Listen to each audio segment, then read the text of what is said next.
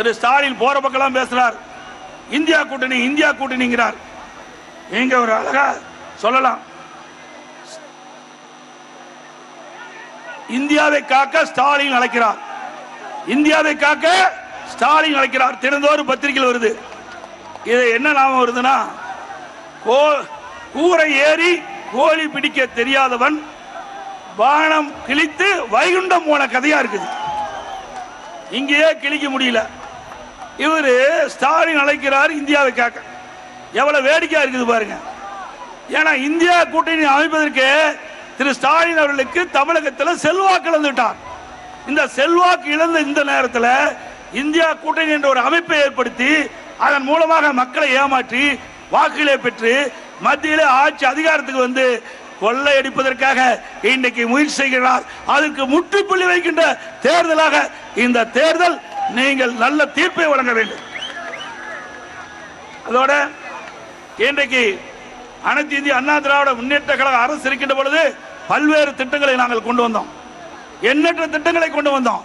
நல்ல சாலைகள், அங்கங்கே தடுப்பணைகள், ஏரிகள், குளம், குட்டை, குடிமராமத்து திட்டத்தில் தூர் வாரி அந்த ஏரியில் அள்ளப்படுகின்ற வண்டல் மண் இயற்கை உரமாக விவசாயியுடைய நிலத்திற்கு அவர்களே பயன்படுத்தக்கூடிய சூழ்நிலையை உருவாக்கி தந்த அரசு அதிமுக அரசு. அதே போல ஏழைகளுக்கு பசுமை வீடுகள் கொடுத்தோம், அதையும் நிறுத்திட்டாங்க.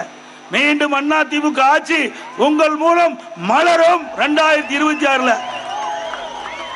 அப்படி மலர்கின்ற பொழுது வீடு இல்லாமல் இருக்கின்ற விவசாய தொழிலாளிகளுக்கு அதிமுக அரசு 400 சதுரடியில காங்கிரீட் வீடு கட்டி கொடுக்கப்படும். 400 சதுரடி.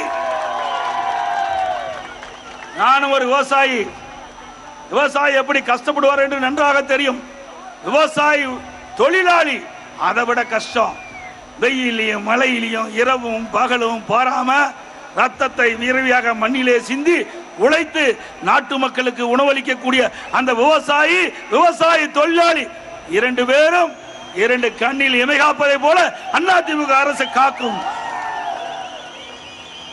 திரு ஸ்டாலின் இதுவரைக்கும் எந்த கூட்டத்திலையும் விவசாயத்தை பத்தி பேசல, விவசாயிகளை பத்தி பேசல, விவசாய தொழிலாளி பத்தி பேசல. நாட்டில் 65% விவசாய தொழிலாளி. இந்த 65% விவசாய தொழிலாளியுடைய நலன் அக்கறை இல்லாத ஒரு அரசாங்கம் என்று சொன்னால், இன்று வரை எந்த ஒரு பொதுக்கூட்டத்திலும் தேர்தல் பிரச்சார கூட்டத்திலே இந்த விவசாயிகளை பற்றி விவசாய தொழிலாளி பற்றி பேசாத ஒரே முதலமைச்சர் தமிழ்நாடு முதலமைச்சர் ஸ்டாலின். ஆக மக்கள் விரோத ஆட்சி நடத்துகின்ற ஸ்டாலின் விவசாயிகளுக்கு விரோதமாக செயல்பட்டுக் கொண்டிருக்கின்றார் என்று நீங்கள் எண்ணி பார்க்க வேண்டும். அதே வேளையில் அனைத்து இந்திய அண்ணா திராவிட முன்னேற்ற கழகத்தை பொறுத்த வரைக்கும் விவசாயிகளுக்கு ஏராளமான நன்மைகளை நாங்கள் செய்திருக்கின்றோம்.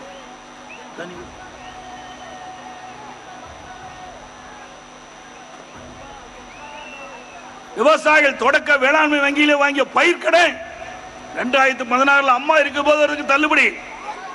கொரோனாவுக்கு பிறகு என்னிடத்தில் விவசாயிகள் கோரிக்கை வச்சாங்க. அந்த கோரிக்கை ஏற்று விவசாயிகள் தொடக்க வேளாண் கடன் சங்கத்திலே பெற்ற பயிர்க்கடன் 12,110 கோடி தள்ளுபடி செஞ்சோம். விவசாயிகளுக்கு ஏற்றம் பெற்றது அதிமுக.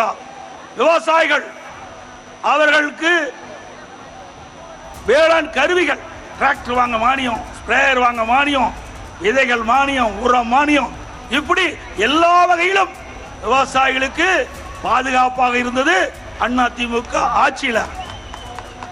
அதேபோல விவசாய தொழிலாளி அவர்களுக்கும் அதிமுக ஆட்சியில் பாதுகாப்பு கொடுக்கப்பட்டது. இன்றைக்கு அனைத்து இந்திய அண்ணா திராவிட முன்னேற்ற கழக ஆட்சி இருக்கின்ற பொழுது அந்த விவசாய குடும்பத்தில் பிறந்த வயது முதிர்ந்தவர்கள், உழைக்கும் திறனற்ற முதியோர்கள், அவர்களுக்கு மாதந்தோறும் முதியோர் உதவித்தொகை கிடைக்க வேண்டும் என்பதற்காக சட்டமன்றத்திலே சிறப்பு தீர்மானம் கொண்டு வந்து ஒரே நேரத்தில் 5 லட்சம் பேரில் முதியோருக்கு முதியோர் உதவித்தொகை வழங்கப்படும் என்ற அறிவிப்பை கொடுத்து நிறைவேற்றினோம். இது அதிமுக ஆட்சியில் நடந்தது. இந்த ஆட்சி வந்த பிறகு பல முதியோர்களுக்கு நாம் கொடுத்து வந்த உழைக்கும் திறனற்றவர்கள், அப்படிப்பட்ட அந்த ஏழைகளுக்கு தான் அதிமுக ஆட்சியில் முதியோர் உதவித்தொகை கொடுத்தோம். அதை கூட பொறுக்க முடியல. இன்னைக்கு அம்மா மினி கிளினிக் கிராமத்திலிருந்து நகர வரை 2000 அம்மா மினி கிளினிக் கொடுத்தங்க. ஒவ்வொரு அம்மா மினி கிளினிக்கும் ஒரு எம்பிபிஎஸ் டாக்டர், ஒரு நர்ஸ், ஒரு மருத்துவ உதவியாளர், எங்கு மக்கள் அதிகமாக வசிக்கிறார்களோ அந்த இடத்தை தேர்வு செஞ்சு அம்மா மினி கிளினிக்க ஆரம்பிச்சோம். அதையும் மூடிட்டாங்க. இதுல என்னப்பா இருக்குது உனக்கு கஷ்டம்?